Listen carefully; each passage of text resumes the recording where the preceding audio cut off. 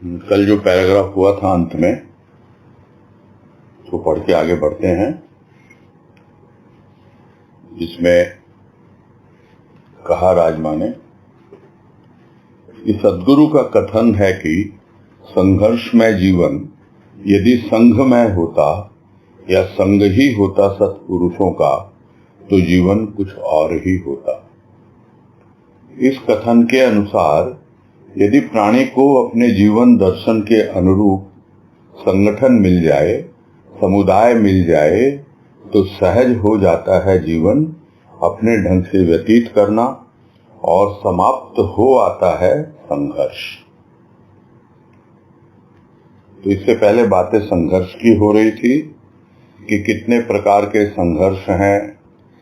ये जो ऐसा युग अभी चल रहा है, नाम दिया गया है कलयुग, किंतु इस युग में धर्म के आधार पर आध्यात्मिकता से भरा हुआ एक नैतिक जीवन जीने के लिए बहुत संघर्ष करना पड़ता है लोगों को।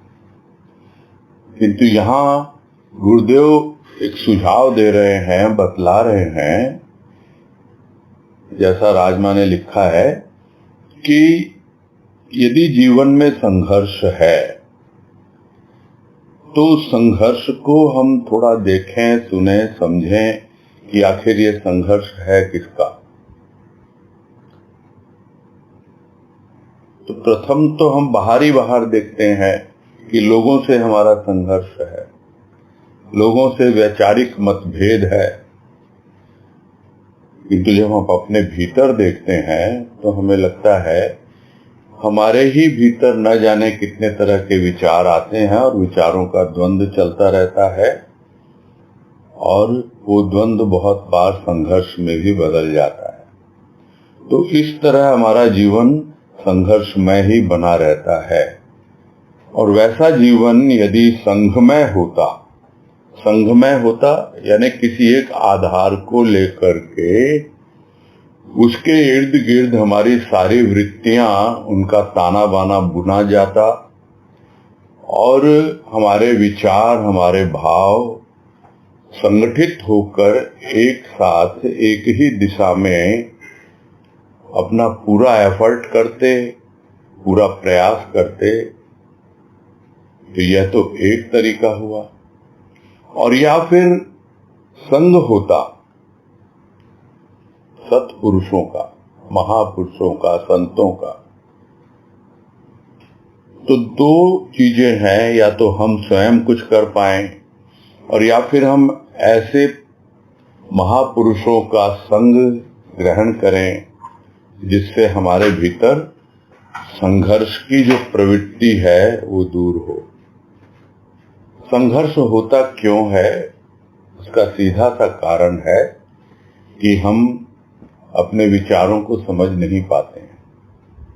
कभी इस तरफ चले जाते हैं, कभी उस तरफ चले जाते हैं, निष्पक्ष नहीं हो पाते। एक न्यायाधीश की तरह, एक जज की तरह यदि हम निष्पक्ष होके दोनों प्रकार के पक्षों को, दोनों प्रकार के विचारों के पक्ष को देखें, तब हमको चीजें समझ में आने लगती हैं। और यदि ऐसी अवस्था में हमें सद्गुरु के भाव का, उसके प्रेम का संग मिल जाए, क्योंकि सत्पुरुषों का संग और है क्या? सत्पुरुषों का संग है उनकी आइडियोलॉजी, यानी जिस राह पे वो चले और हमें बता के गए, उसका संग हमें मिल जाए तो फिर जीवन कुछ और ही हो जाता है। सारा संघर्ष जीवन से पलायन कर जाता है। तो इस फिलॉसफी के आधार पर यदि हम खोजें कि भाई कोई ऐसा संगठन हो, कोई ऐसा समुदाय हो जहां जाके हमारा संघर्ष पूरा हो, यानी संघर्ष मिट जाए, तो सहज हो जाता है जीवन। और हम तो कितने भाग्यशाली हैं कि हमें ऐसा संगठन मिल गया, ऐसा समुदाय मिल गया जिसके प्रणेता हमारे सद्गुरु हैं बाबा हैं, तो स्वाभाविक है हमारे भीतर की भावना क्या होनी चाहिए कि ये मिल गया तो अब जीवन को तरीके से बिताएं। जो उन्होंने हमें दिशा निर्देश दिए हैं, अपनी वाणी के द्वारा जो संदेश दिए हैं, उसके अनुसार अपना जीवन व्यतीत करें तो अपने आप ही हमारे जीवन से संघर्ष समाप्त होना प्रारंभ हो जाता है। आज कह रहे हैं संगठन अर्थात सत्संग, एक ही विचारधारा, भाव, एक ही रंग, एक ही ढंग से जीवन व्यतीत करने के इच्छुक मनुष्यों का एक समुदाय। इस समुदाय का प्रादुर्भाव किसी पूर्ण संत की कृपा से ही होता है, जिसके पास सूत्र है सभी प्राणियों को एक सूत्र में बांधने के लिए। उस सूत्र में, एक सूत्र में बंध जाते हैं विभिन्न जाति, कुल एवं देश के लोग। वह सूत्र व्यापक होता है, व्याप्त कर लेता है जन मन को देश देशांतर में। तो संगठन क्या है? संगठन यानी एकता, संगठित करना यानी एकत्रित करना। जो संगठन होता है उसमें एकत्व की भावना होती है और एक ही उसका आधार होता है, और उसी को सत्संग का नाम दिया गया है। बहुत जगह है संस्थाओं का नाम संगठन रखा जाता है, बहुत जगह संस्थाओं का नाम सत्संग भी रखा जाता है, और स्थान के अनुरूप सत्संग के आधार पर उसका नाम सदन रख दिया जाता है, भवन रख दिया जाता है, या केंद्र रख दिया जाता है। इस तरह अलग अलग नाम दिए जाते हैं, किंतु उसके पीछे है क्या? उसके पीछे है सत्संग, सत्संग सदन, सत्संग भवन, सत्संग केंद्र, ये सब नाम दिए जाते हैं। और उसके पीछे है क्या? आधार क्या है? सत्संग, और वो सत्संग ही उस संगठन का रूप बनता है। तो संगठन सिर्फ और सिर्फ व्यक्तियों का नहीं होता, संगठन होता है विचारधारा का। तो एक ही प्रकार की विचारधारा और एक ही प्रकार का भाव और एक ही प्रकार का जीवन जीने का ढंग, और ये सब किसके आधार पे होता है? कि हम ढूंढ रहे हैं कुछ, कि हाँ भाई हमने देख लिया बहुत कुछ, हमारे मन के अनुकूल मिली नहीं चीजें हमको, तो हम ढूंढते हैं। तो एक तो यह होता है। तो वह समय था जब गुरुदेव सशरीर थे, उस वक्त की अवस्था यही थी कि लोग ढूंढते थे और उन्हें गुरुदेव मिल गए या मिल जाते थे, किसी के माध्यम से या सीधे सीधे भी। अब बाद में क्या अवस्था है, यदि हम विचार करें अभी वर्तमान में क्या अवस्था है? वर्तमान में अवस्था यह है कि हम में से ज्यादातर लोगों को किसी न किसी रूप में हमारे सगे संबंधियों से सत्संग का परिचय मिला है। हमने इस संघ को, संगठन को, इस सत्संग को खोजा नहीं है। यह तो हमारी झोली में सद्गुरु की कृपा से अपने आप ही आकर पहुंच गया। और अब क्या है, जब कोई ढूंढता है तो एक ही ढंग से जीवन व्यतीत करने के इच्छुक मनुष्यों को ढूंढता है। और अब जब हमें पता है कि सबका जीवन, भौतिक जीवन भिन्न हो सकता है, किंतु आध्यात्मिक जीवन, जो जीवन दर्शन है, जो जीवन जीने की फिलॉसफी है, वो तो हम सबकी एक ही है, ये हमें समझना होगा। तो इस तरह जो इच्छुक मनुष्य होते हैं उनका एक समुदाय बन जाता है, जिसे हम सत्संग कहें या संगठन कहें। किंतु इसका प्रादुर्भाव तो किसी संत की कृपा से ही होता है, पूर्ण संत की कृपा से। तो कैसे होता है? उसके पास एक सूत्र है, यानी एक धागा है। वो धागा क्या है? सद्गुरु के पास वो धागा है प्रेम का। और सभी प्राणियों को उस एक प्रेम के धागे में बांधने के लिए वो सूत्र उन्होंने लिया, सबको बांधा और सबको वो सूत्र पकड़ा दिया। उस सूत्र से जिस तरह रक्षा सूत्र होता है, तो रक्षा करता है वो, रक्षा बंधन जिसे हम कहते हैं, त्योहार मनाते हैं, वैसे ये प्रेम का सूत्र हमारी रक्षा करता है, प्रेम के बंधन में हमें बांधता है। तो एक ओर तो हम सतगुरु के साथ प्रेम के बंधन में बंधते हैं, और साथ ही साथ हम उस प्रेम के सूत्र को आपस में एक दूसरे से बंधने के लिए, जुड़ने के लिए भी काम में लेते हैं। तो प्राणियों को एक सूत्र में बांधने के लिए सद्गुरु के पास वो सूत्र है, और वो सूत्र हमेशा विद्यमान रहता है। उस सूत्र में, उस एक सूत्र में सब बंध जाते हैं। वहां पे कोई जाति, कुल, देश, यह सब कोई बातें नहीं होती। यह तो सब भौतिक परिचय है कि कौन किस जाति का है, कौन किस कुल का है, कौन कहाँ रहने वाला है, क्या है। तो वह सूत्र इतना व्यापक होता है।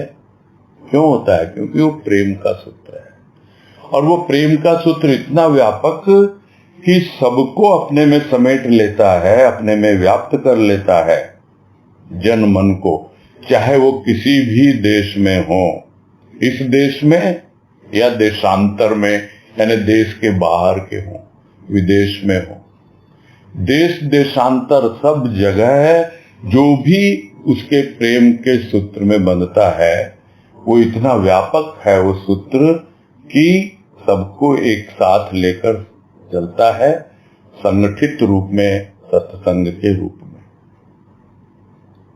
आगे है, संत की संपूर्ण साधना संपत्ति जब अर्पित होती है समर्पित व्यक्तियों के लिए, तो सहज में प्राणी अपने जीवन में परिवर्तन का अनुभव करता, अपने जीवन की अलौकिक दिव्यता का परिचय प्राप्त करता।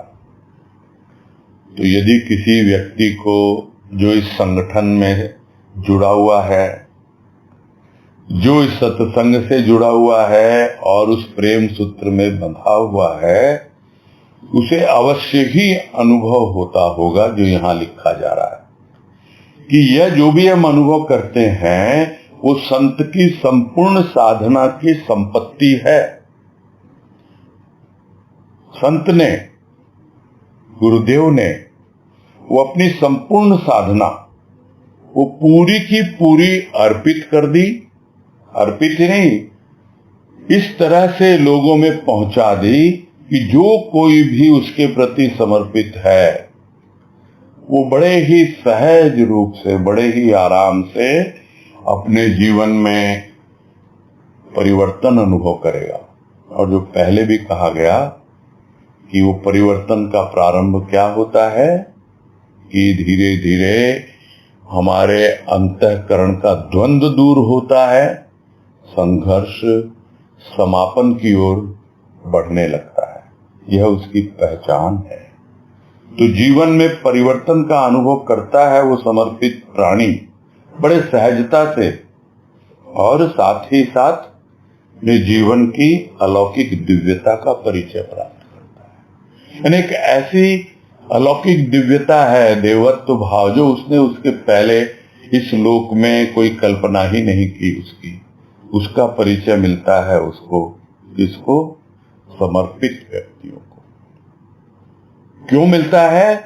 क्योंकि संत ने भी अपनी संपूर्ण साधना की संपत्ति, जो भी उनकी कमाई है अपनी साधना के द्वारा, सब की सब वो अर्पित कर देते हैं, समर्पित कर देते हैं।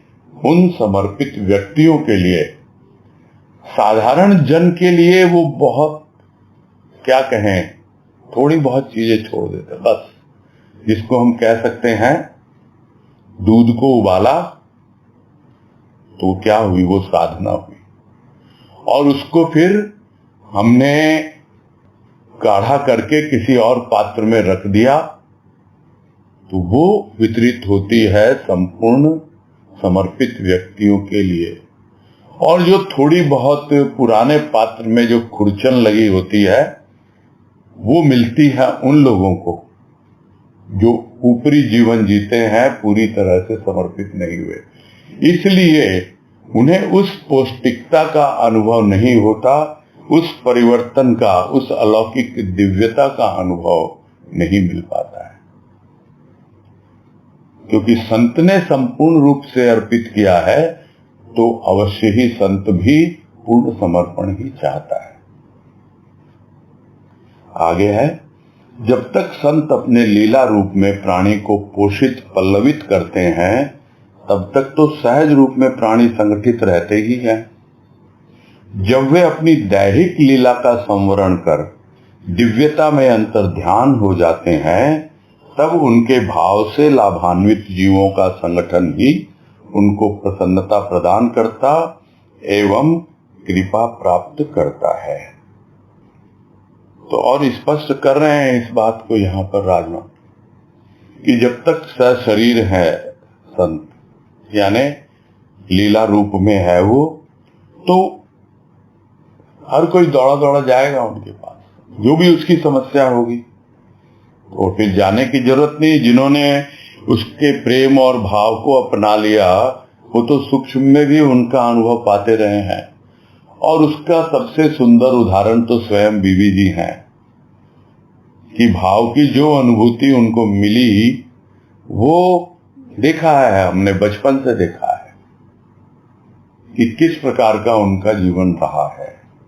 तो भाव से जो भी लाभान्वित जीव हैं वो लीला रूप में भले ही उनसे जाकर मिले या न मिले, स्थूल में सानिध्य हो या न हो, फिर भी एक आधार रहता है और बड़े सहज रूप में ही लोग संगठित रहते हैं। जो जुड़ते हैं उनको जुड़ने का एक बहाना मिल जाता है कि हाँ भाई गुरुदेव हैं, अभी साक्षात सशरीर विद्यमान हैं, और हम अब यदि यहाँ से पीछे हट गए तो फिर वो बुरा मान जाएंगे, हम उनको क्या मुंह दिखाएंगे, इसलिए देखा देखी ही लगे रहते हैं।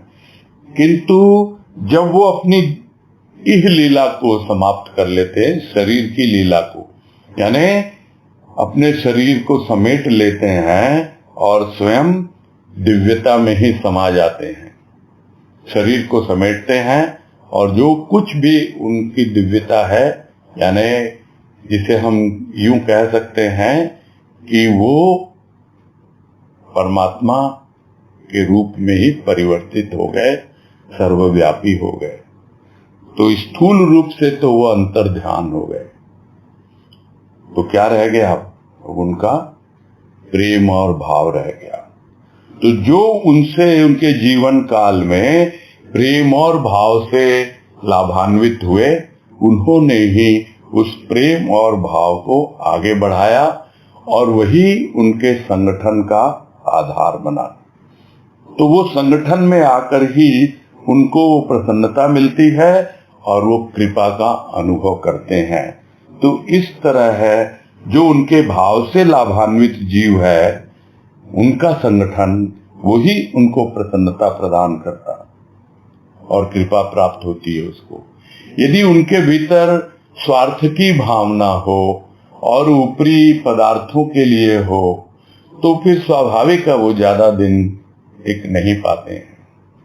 वो अपनी अलग एक दुकान खोल लेते हैं या किसी और के यहाँ चले जाते हैं। गुरुदेव के सामने भी देखा गया है, कितने ही लोग जुड़े हैं और जैसे ही उन्होंने शरीर छोड़ा वो अपना अलग से कुछ करने लग गए या पूरी तरह से ही अलग हो गए, कहाँ चले गए बहुतों का तो यह भी पता नहीं है।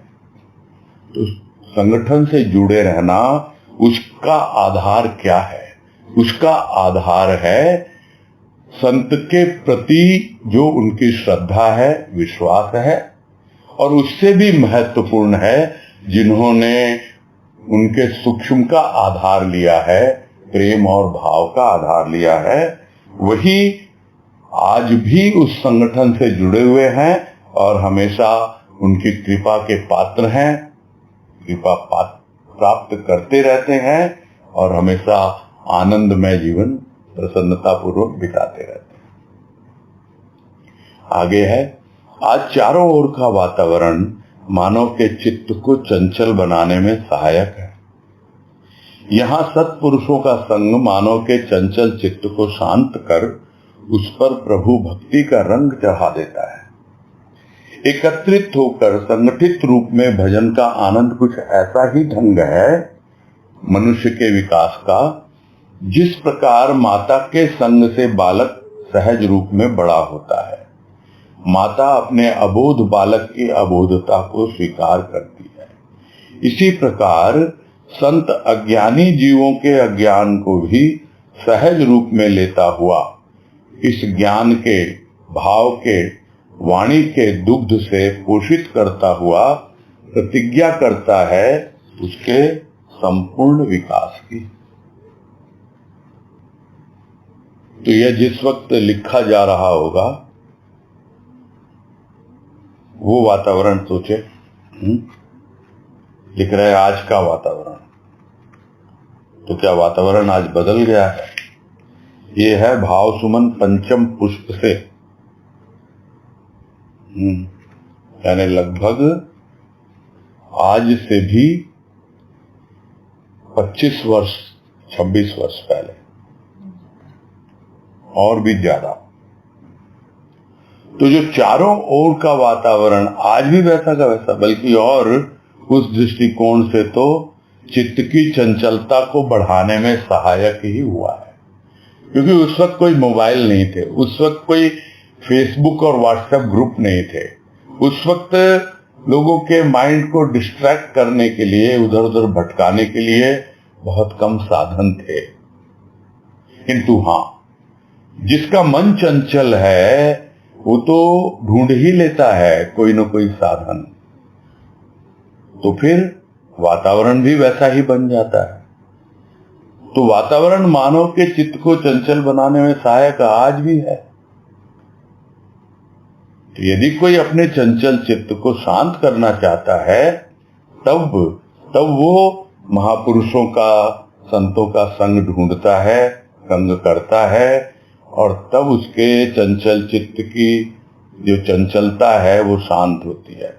और वो संग जो है सत्पुरुषों का, वो उनके ऊपर प्रभु की भक्ति का रंग चढ़ाता है। यानी धीरे धीरे प्रभु की भक्ति का रंग चढ़ने लगता है। और फिर जब वो एकत्रित होते हैं, इकट्ठे होते हैं और संगठित रूप से प्रभु का सुमिरन करते हैं, उसका भजन गाते हैं, और उसी में, उसी रंग में रंगे हुए प्रभु की भक्ति में, तो उसका जो आनंद आता है उस संगठित रूप में करने का, तो कुछ ऐसा ही ढंग है कि अपने आप ही उसके जीवन का विकास होता है। किंतु उसमें सबसे महत्वपूर्ण क्या है? महत्वपूर्ण यह है कि उसका संग रहे।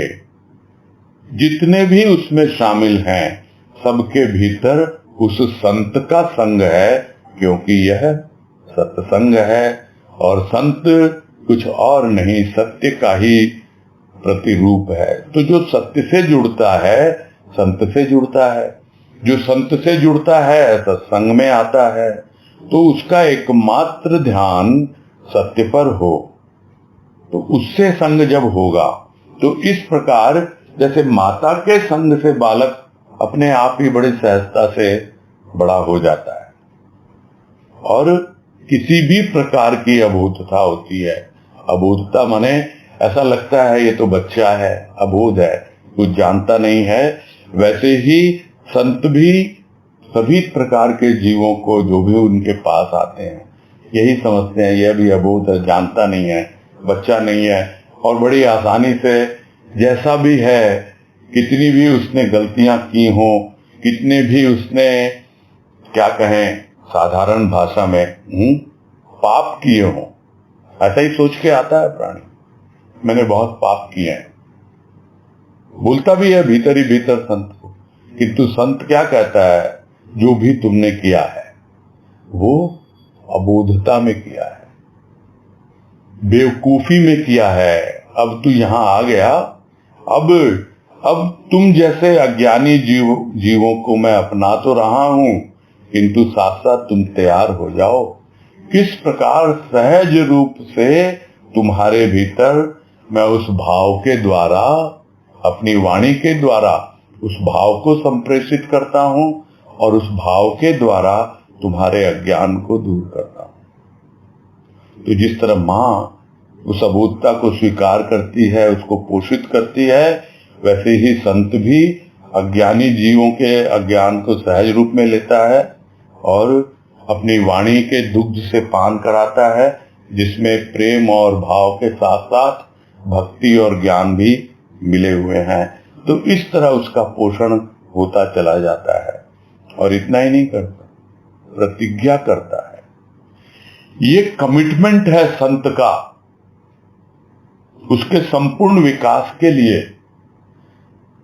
और हम कमिटेड नहीं है। इस बात को जिस दिन हम रियलाइज कर लेंगे, समझ लेंगे और अंदर से एकदम गहराई से प्राप्त हो जाए, उठ जाए भीतर से, ये इसको बोलते हैं ना कि एक चित्त की चंचलता होती है जो हमें टिकने नहीं देती है, और एक चित्त की गहराई से उठती है कोई चीज, जिसको हम लोग अपनी भाषा में मारवाड़ी में बोलते हैं कि चित्त उठायो। तो चित्त उठायो से मतलब क्या है, ये कोई गलत बात सुन के नहीं, कुछ ऐसी बात जो भीतर चुभ गई, अंदर की गहराई तक चली गई, वो छूती है, तब जाकर के हम उसके प्रति कमिटेड होते हैं। उसने तो प्रतिज्ञा कर रखी है, क्या हमने प्रतिज्ञा कर रखी है अपने संपूर्ण विकास की? वो तो हमारा विकास चाहता है क्योंकि वो कमिटेड है। क्या हम अपने विकास के लिए कमिटेड हैं?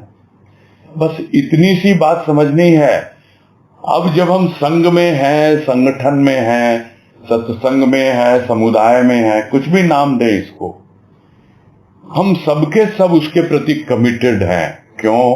क्योंकि वो हमारे प्रति कमिटेड है। अब उसके बाद हमारे माध्यम से किसी और तक वो अपने भावों का संप्रेषण करना चाहता है, वहां उसी का कमिटमेंट है। हम तो उसके प्रति कमिटेड हैं, हमको तो उसी से सरोकार है, हमको किसी और से नहीं है। हाँ, कोई प्रभु प्रेमी है, कुछ इस तरह की बातें करता है, हम करते हैं आराम से। बोलते बोलते भजन की पंक्ति याद आ रही है कि बस तेरे दरबार से सरोकार रखता हूं, बस तेरे दरबार से सरोकार रखता हूं, प्रेमी हूं मैं, प्रेमियों से प्यार करता हूं। हम भी प्रेमी, तुम भी प्रेमी, दोनों प्रभु के प्रेमी।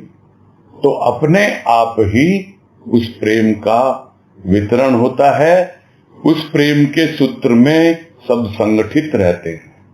यही है संगठन का महत्व। आगे है संत समाज मात्र कुछ बुद्धिजीवियों का समाज नहीं। संत वही है जो प्राणी मात्र के विकास के निमित्त आतुर है एवं मूढ़ से मूढ़ प्राणी के भीतर की भी संभावना को देखकर उसे भी संबल देकर आगे बढ़ाता है, उसे अज्ञान जनित विश्वासों से ऊपर उठाकर अनुभव की संपत्ति प्रदान करता है। तो एक समाज होता है, जो पहले भी बात आई, अब उसको समाज कह दो, संगठन कह दो, अभी किसी का नाम लेने की जरूरत नहीं है। ज्यादातर इस तरह के समाज देखे गए हैं या संगठन देखे गए हैं जिनमें बुद्धिजीवियों का ही जमावड़ा होता है। बुद्धिजीवी यानी बुद्धि प्रधान। बुद्धिजीवी माने जो अपने आप को बहुत पढ़ा लिखा समझते हैं, किंतु संत समाज ऐसा नहीं होता। क्या होता है संत समाज? तो उसके लिए समझना होगा संत को। तो पहले भी कहा कि वो तो कमिटेड है, प्रतिज्ञा है उसकी तो संपूर्ण विकास की, प्राणी की। तो प्राणी मात्र के विकास के लिए वो हमेशा तत्पर है, आतुर है। आए तो सही कोई, वो देखता नहीं है कि अरे ये कोई बुद्धिजीवी होगा, नहीं तुम पढ़े लिखे नहीं हो, तुम्हारा यह एडमिशन नहीं होगा।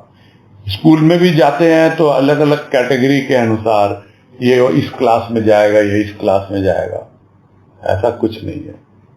जो जैसा है सबको उसी अवस्था में, मूढ़ से मूढ़ प्राणी भी, यानी बिल्कुल अज्ञानी से अज्ञानी, मूर्ख से मूर्ख, बिल्कुल उसकी बुद्धि काम भी नहीं कर रही हो, कुछ भी नहीं उसको आता हो, वो भी उसका भी स्वागत करता है संत।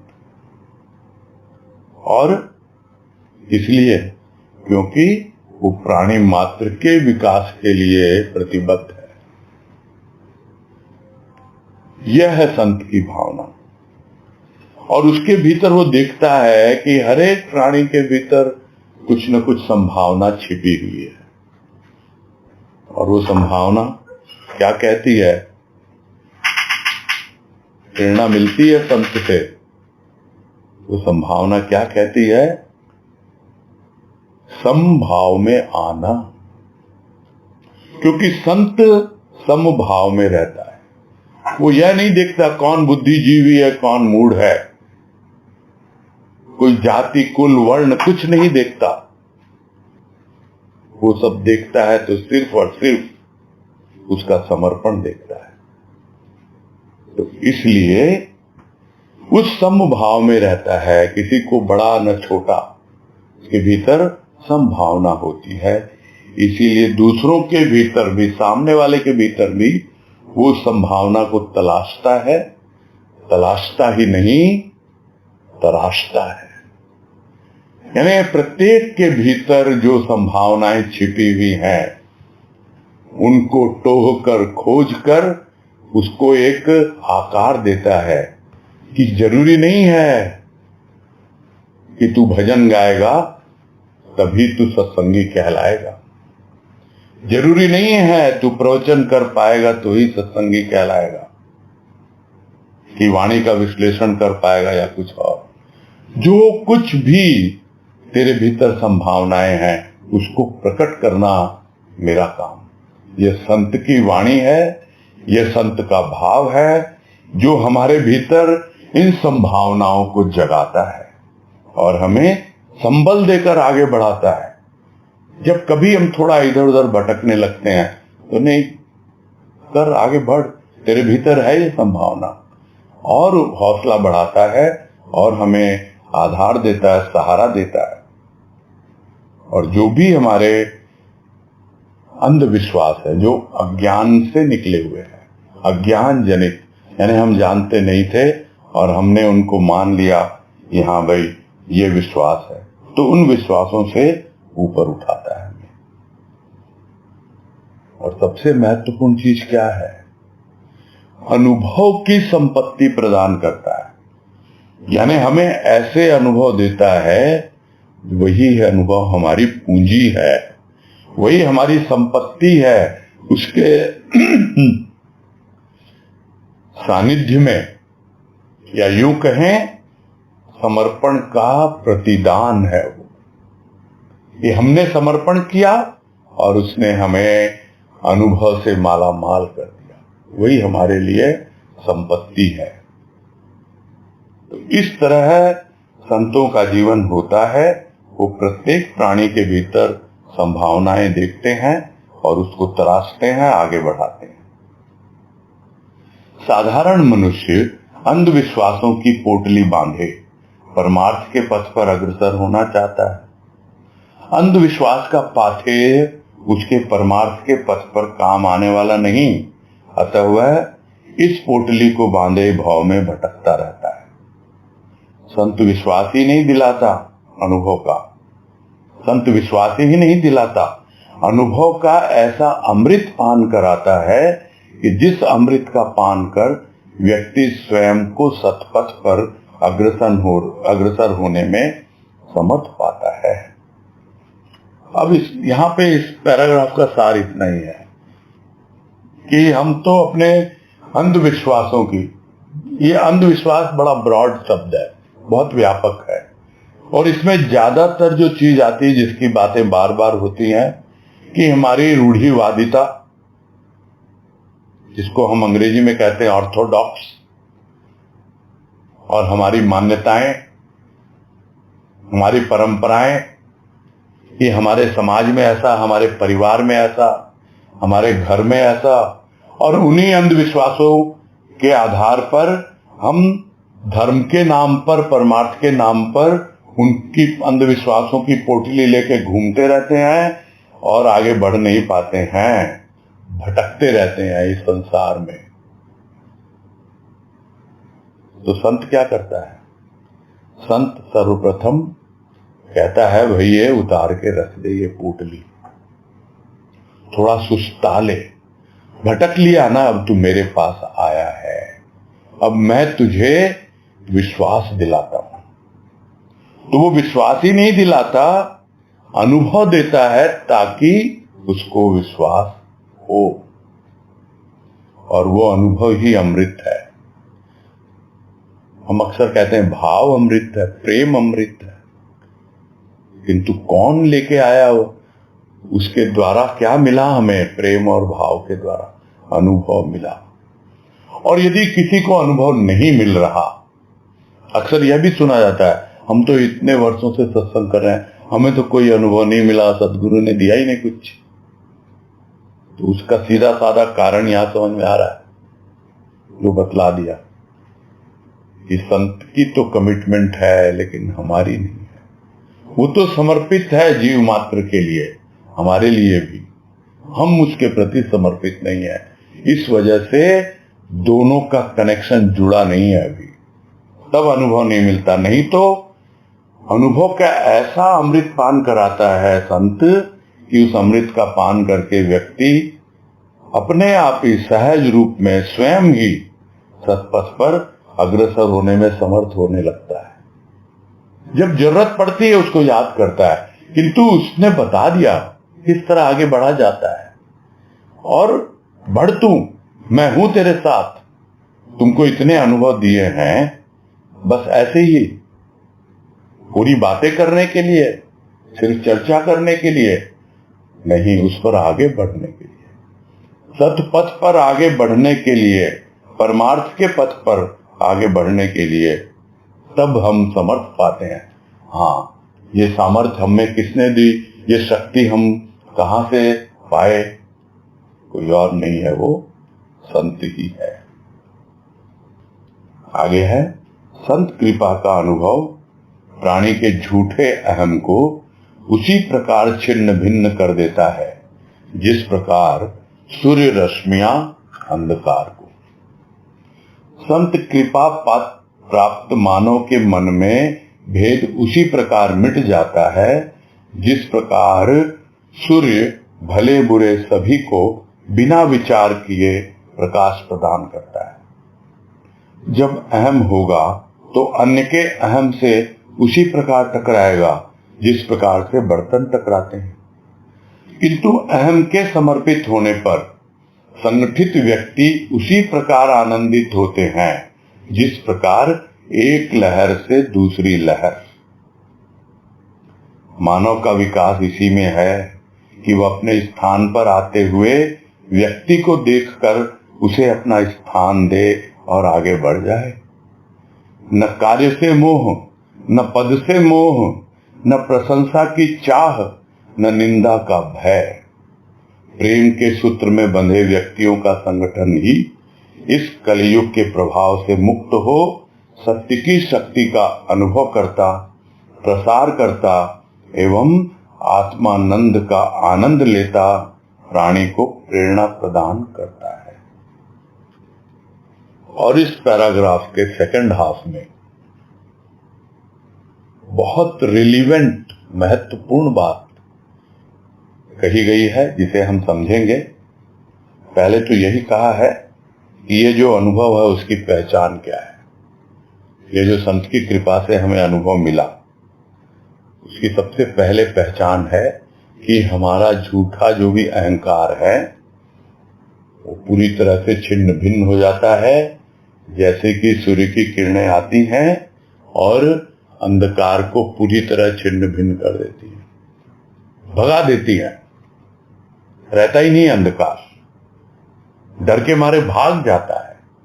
तो वो जो कृपा मिलती है उसका अनुभव मिलता है कृपा का, तो अपने आप ही हमारे भीतर से अहंकार जो है, जो झूठा अहंकार है, वो दूर होने लगता है। और फिर मानव के मन से भेद मिट जाता है कि मैं कुछ हूं और वो कुछ है। भेद दृष्टि खत्म होने लगती है। क्यों? क्योंकि अब कोई भिन्न नहीं है, सब उसी के प्रेमी हैं, सब उसी संगठन में है, उसी सत्संग में है। तो वो संत की कृपा जब मिल जाती है मानव को, तो भेद उसी प्रकार मिट जाता है जैसे सूर्य है, वो विचार करता ही नहीं बिना कि कौन भला है कौन बुरा है, कि भाई चेहरा देख के जिसको बोलते हैं हम लोग टीका निकालें कि देखें इससे तो हमको ऐसा व्यवहार करना है, उसके साथ ऐसा व्यवहार करना है। भले बुरे का कोई विचार करता ही नहीं प्राणी। क्यों? क्योंकि उसके भीतर से भेद दृष्टि ही लोप हो गई, खत्म हो गई। वो एक ही तरीके से सबके साथ व्यवहार करता है। और नहीं तो यदि अहम होगा तो उसकी पहचान क्या है? अहम है तो अहम से अहम टकराएगा, जैसे बर्तन से बर्तन टकराता है। तो क्या होता है? बर्तन से बर्तन टकराता है तो क्या होता है?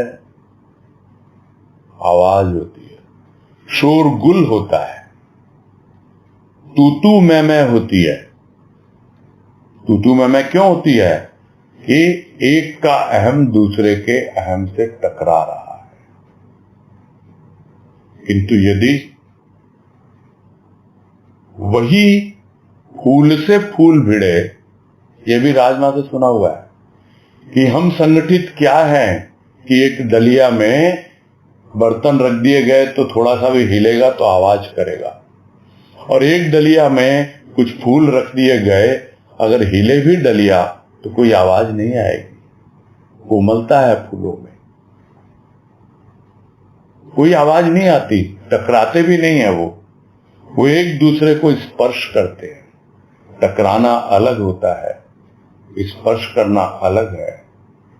अब जब अहम समर्पित हो गया तो क्या है?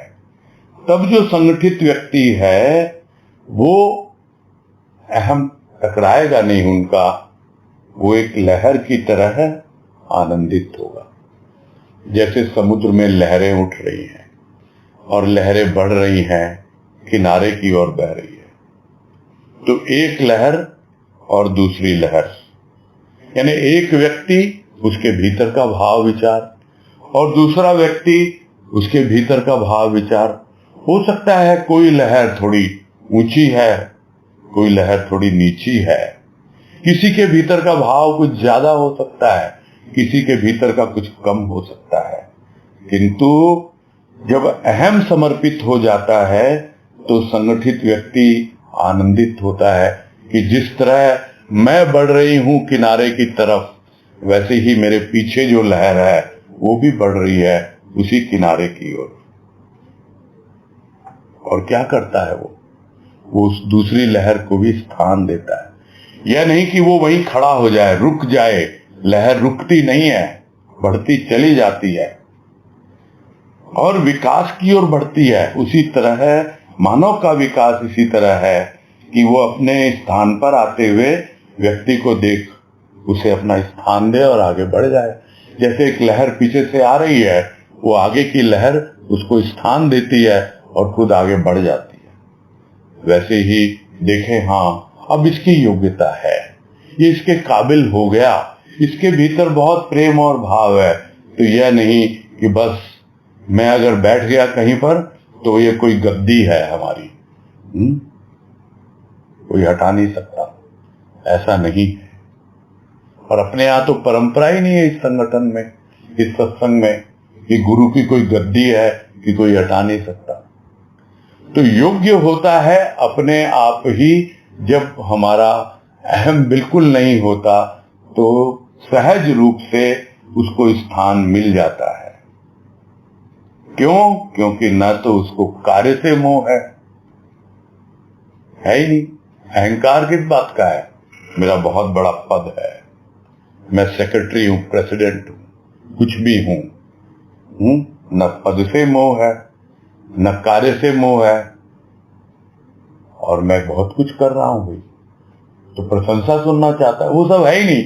ये सब झूठे अहम के ताने बाने हैं और लोग बुनते हैं। हम समझ नहीं पाते किस प्रकार प्रशंसा के जाल में हमको फंसा लेते हैं।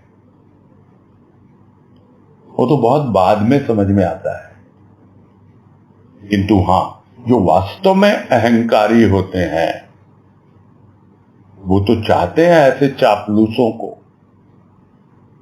जिसको वो साधारण भाषा में चमचों को कहा जाता है, क्योंकि वो भीड़ चाहिए उनको, उन चमचों की, चापलूसों की, ताकि उनका अहंकार हमेशा पोषित होता रहे। किंतु जो सहज रूप से अपने अहंकार का विसर्जन कर चुका है, उसे न किसी कार्य से मोह, न किसी पद से मोह, न किसी प्रशंसा की चाह, और न किसी निंदा का भय, तो क्या करेगा वो तो चलता चला जा रहा है एक लहर की तरह, और कोई लहर आ रही है, अपने आप उसको स्थान मिल रहा है। तो यही है विकास। यदि हम अपना विकास चाहते हैं, हम आगे बढ़े, जो दूसरे योग्य हैं उनको उसका स्थान दें। कारण क्या है? कारण है कि सब प्रेम के सूत्र में बंधे हैं। प्रेम में कोई छोटा बड़ा नहीं होता है, और जहां प्रेम होता है, सच्चा और शुद्ध प्रेम, वहां अहंकार हो ही नहीं सकता। यही पहचान है। तो यदि प्रेम है तो अपने आप ही प्रेम के सूत्र में जो बंधे हुए व्यक्ति हैं, उनका संगठन क्या होगा? इस कलयुग के प्रभाव में नहीं आएगा। कितना ही बाहर कुछ होता रहे, कोई भी काल हो, कोई भी समय हो, कोई भी व्यक्ति हो, कोई भी देश हो, ये तीन चीजें होती हैं, देश, काल और पात्र। पात्र यानी व्यक्ति, देश यानी स्थान, काल यानी समय। इन तीनों के प्रभाव में वो नहीं आता। जो प्रेम के सूत्र में बंधा हुआ है, प्रभु के प्रेम में, और इस संगठन से पूरी तरह जुड़ा हुआ हो, तो इसके प्रभाव में आएगा ही नहीं, कलयुग के प्रभाव में उससे मुक्त है। और जो सत्य से जुड़ गया सत्संग के माध्यम से, उस सत्य की शक्ति का अनुभव करता है वो, और जब वो अनुभव करता है तो अपने आप ही उसके द्वारा उसका प्रसार होता है, और जब प्रसार होता है तो अपने आप ही उसे आनंद की अनुभूति होती है। तो ऐसा प्राणी प्रसार करता हुआ आत्मानंद की अनुभूति का आनंद लेता हुआ प्राणी मात्र को प्रेरणा देता रहता है। किसी को बोलने की जरूरत नहीं होती है, उद्घोष करने की जरूरत नहीं होती है कि संत ने तो ऐसा जीवन जिया और हमने भी उसकी प्रेरणा से वैसा ही जीवन जिया। कभी राजमा किसी को बोलने नहीं आए, हमने सबने अनुभव किया है। यहाँ किसी व्यक्ति की बात नहीं है, जो भी बात थोड़ी देर पहले हो रही है, न देश की बात है, न काल की बात है, न पात्र की बात है। यहाँ तो सत्य की बात है, और सत्य एकमात्र है जो देश, काल और पात्र से परे रहता है। तो जो सत्य की शक्ति का अनुभव करेगा वो स्वयं तो आनंद लेगा ही, और प्राणी मात्र के लिए प्रेरणा का स्रोत बनेगा, प्रेरणा प्रदान करने का कारण बनेगा। आगे कह रहे हैं, ये अंतिम पैराग्राफ है इसका लेख का, कि हे सद्गुरु, हे भाव योगी, तुम्हारे शरणागत भक्त सदा ही तुम्हारे भाव का एकत्रित हो आनंद लेते रहें, झूठे दंभ दर्प अभिमान से बचकर सत्य की ज्योति जगाते रहें, ताकि सत्य के पिपासु जन तुम्हारे भाव योग के प्रति उसी प्रकार आकर्षित हों जिस प्रकार ज्योति को देखकर पतंगा। और इस लेख को पूरा करते करते यही है कि संगठन की क्या शक्ति होती है। वो प्रार्थना कर रहे हैं गुरुदेव से, और हम भी करते हैं, सभी करते हैं कि हे सद्गुरु, हे भाव योगी संत, जो भी तुम्हारी शरण में आया है, जो भी तुम्हारा भक्त है, उसका क्या एकमात्र लक्ष्य हो? एकमात्र लक्ष्य हो तुम्हारे भाव का रसपान करना। तो जब कभी भी एकत्रित हो, संगठित हो, सत्संग का एक रूप बने, तो तुम्हारे भाव का आनंद लेते रहें एकत्रित होकर। और जो कुछ भी झूठा अहंकार है उससे बचें। ये तीनों का अर्थ एक ही है, दंभ, दर्प, अभिमान, सब पर्यायवाची शब्द है अहंकार के। दंभ यानी घमंड, दर्प झूठा, इसको होता ना फुफकारता है सर्प, वैसे ही फुफकारता है अहंकारी जब उसको क्रोध आता है। तो यह सब झूठे हैं, झूठे दंभ दर्प अभिमान यानी झूठे अहंकार से बचा रहे, भाव का आनंद लेता रहे और सत्य की ज्योति जगाता रहे। यही उसका लक्ष्य हो कि जो भी सत्य का पिपासु जन तुम्हारे भाव के प्रति आकर्षित है, उनमें उस भाव की जागृति हो, उस भाव से उनका योग हो, भाव योग के प्रति उनका आकर्षण बना रहे, और इस प्रकार खींचा चला आए उस भाव के लिए। जैसे कि भाव एक ज्योति है और साधारण जन जो इस संगठन से जुड़ा हुआ है या संगठन में शामिल होना चाहता है, वो एक पतंगे की तरह ज्योति के इर्द गिर्द मंडराता है। वैसे ही उस भाव के इर्द गिर्द उस भाव योग के प्रति आकर्षित होता है। ज्योति और पतंगे में क्या चीज है? एक आकर्षण है। हमारे भीतर भी है वो ज्योति, हमारा मन है पतंगा। हम जान नहीं पाते हैं अभी वो पतंगा कहां मंडरा रहा है, अभी वो मंडरा रहा है अभाव में। किंतु जब भाव की ज्योति भीतर अनुभव में आती है, तब अपने आप ही वो हमारा मन आकर्षित होता है उसके प्रति। और मां के प्रति लिखा हुआ ये एक भजन, उसकी भी पंक्तियां याद आ गई अब, कि मन पतंगा फिरे क्यों यहां से वहां, मन पतंगा फिरे क्यों यहां से वहां, प्रेम लौ जगमगाती है तेरा जहां। दिल को रोशन करे ऐसी शम्मा है तू गुरु आत्मा, मेरी मां भी है तू, धड़कनों में बसी मेरी जान भी है। ये कोई व्यक्ति नहीं है, वो प्रेम का प्रतिरूप है, प्रेम की प्रतिमा है मां। तब हम समझ पाएंगे कि प्रेम होता क्या है। जिस प्रेम की बातें हम करते रहते हैं, जिस भाव की बातें हम करते रहते हैं, तो जब तक उसके प्रति आकर्षण हमारे भीतर नहीं आता, तब तक हम कहने को तो सत्संग में है, संगठन में है, किंतु अभी भी समर्पण की कमी है। और गुरुदेव तो समर्पित है, हमारे प्रति, हम उनके प्रति समर्पित हो जाएं, तब समझ में आए। बस यही पूरा करते हैं।